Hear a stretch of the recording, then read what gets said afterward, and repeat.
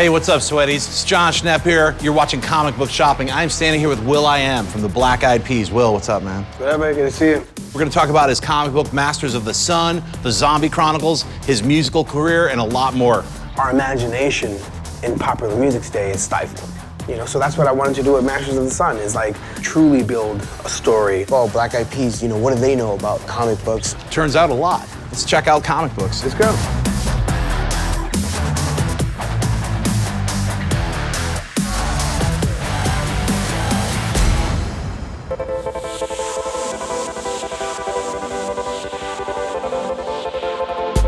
So will.i.am, can I call you Will? Yeah. Will, tell me a little bit about your background in the world of comics and music and the crossover there. My background in comics came from hip hop.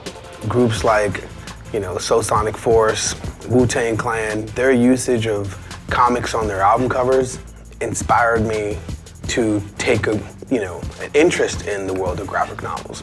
Seeing what Wu-Tang did from hip hop, like, well, one day I want to make a graphic novel. So it was an innocent entrance. Tell me a little bit about the influence of some of the older hip-hop legends and even just musical legends like Sun Ra. I got that flavor from Masters of the Sun. So music, whether it's Parliament and Funkadelics and Sun Ra, their imagination was so big that they built these worlds, they built these characters, they built this soundtrack to this movie that never happened. The unfortunate side of things is our imagination in popular music today is stifled.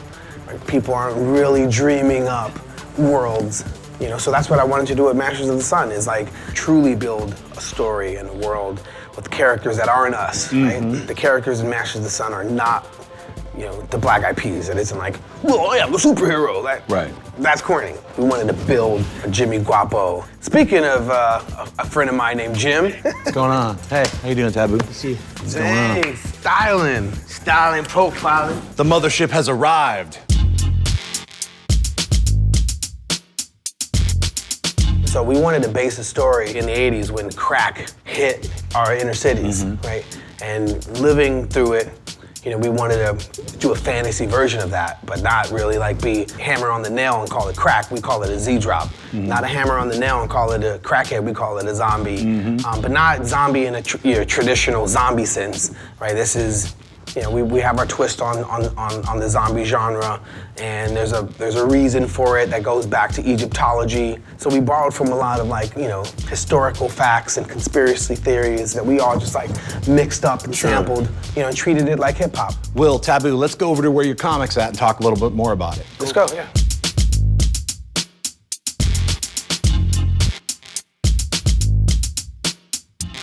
Bam, here we are, right in front of the Masters of the Sun graphic novel. It's right here. Tell me a little bit how this all came about. It took 4 years of trial and error.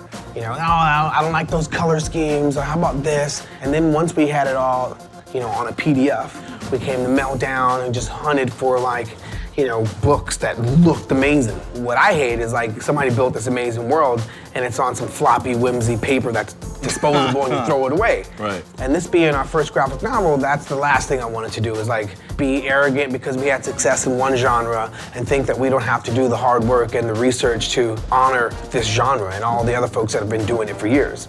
Definitely, it's a real wild ride. You like the graphic style, the writing, everything about it is different, unique, and fun.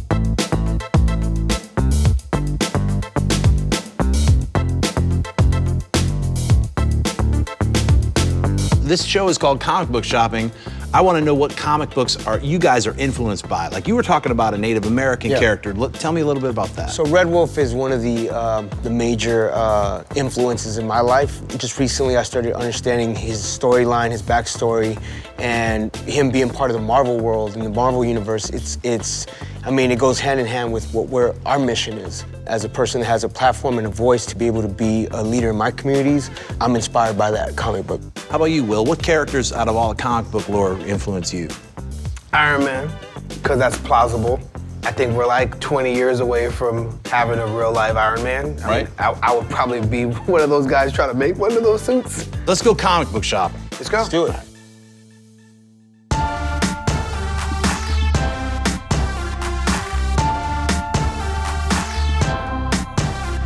You just did a song that was kind of tied into some of my favorite monsters. Yep. Look them up. Zemnu, Kriog, Scrag. Say it again. Say it again. Zemnix. Yep. Flimlon. Yep. I am the creature from beyond the earth and I'm here to rule. It's called Monsters Unleashed.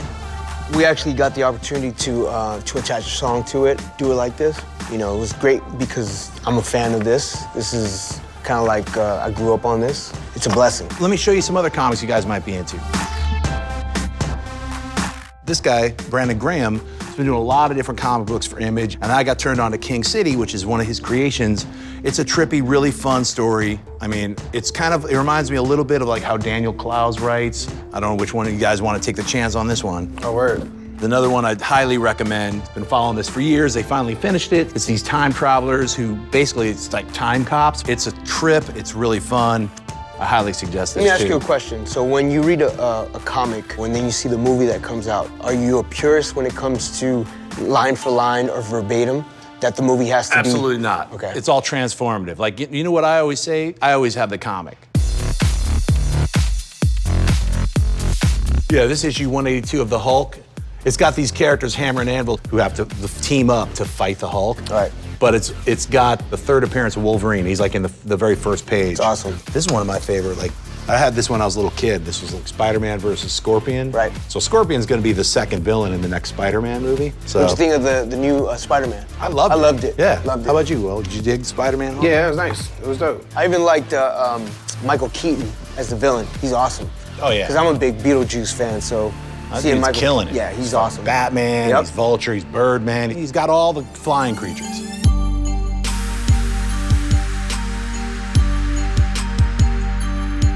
This is the type of stuff I geek out over, like collecting vintage toys. I'm an old school kid when it comes to the figures. Right. I mean, these right here, Shogun Warriors. Hell yes. Classic right there. But Shogun Warriors. You know, you have the bigger version. Right, with the ejecto hands. Yes. You know. Here in the U.S., we call them Trans or Z. Oh, Overseas, right. they were called Shogun Warriors. Wow, Yeah. okay. There's a whole side industry of people go to Japan and bring back cool toys for people like me who've never made it to Japan. You've been to Japan multiple times. We're actually going there Thursday. Damn, see? That's what I'm talking about. So Let me if talk it- to you about buying some stuff for me. But like, So actually, it's kind of like digging in the crates when you're looking for samples. Right. It's the same thing when you're collecting. You're hunting for those exclusive toys, Yeah. that nostalgia we were talking about, because it takes me back to an era, my childhood.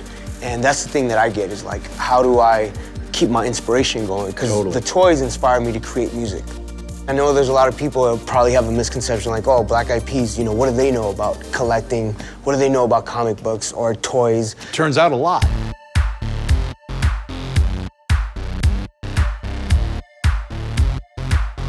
Did you guys ever read Batman Arkham Asylum? This is Batman having to break in to the crazy house where all the criminals are at. It's a fully painted graphic novel.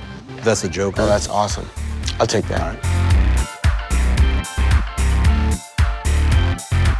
Hey, Will, I got Old Man Logan right here for you. Logan! Hey, Logan. You might dig this one. It's fantastic. It's got a lot of characters in it. It's pretty epic. Okay, that's dope. Okay, yes. Check that out. Warren Ellis, you can't go wrong with Warren Ellis, man. That's one of the best writers around right now. Kind of got this He-Man vibe, too. Definitely. A little more gory or more Yeah, violent, gory, adult-style He-Man. Like, He-Man can't really go around chopping people's heads off.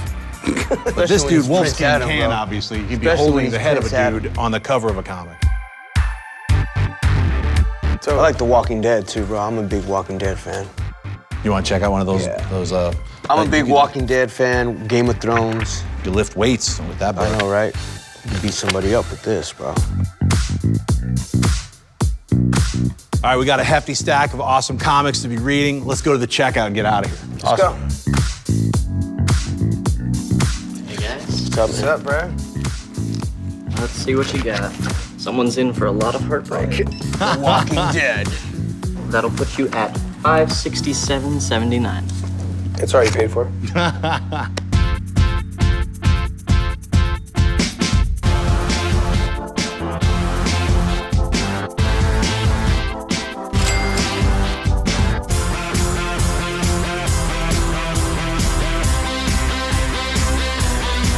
Thank you, sir. Hanging, bro. Yeah, for sure. So you've been watching Comic Book Shopping. I want to thank everyone from Meltdown and will.i.am and Taboo from the Black Eyed Peas for being on the show, talking about Masters of the Sun, which is out right now. You can get it. Thanks for being on the show, guys. Thank you, buddy. Thank you. Thanks, man. Right on. Appreciate Let's it. get out of here and read some comics. Cool.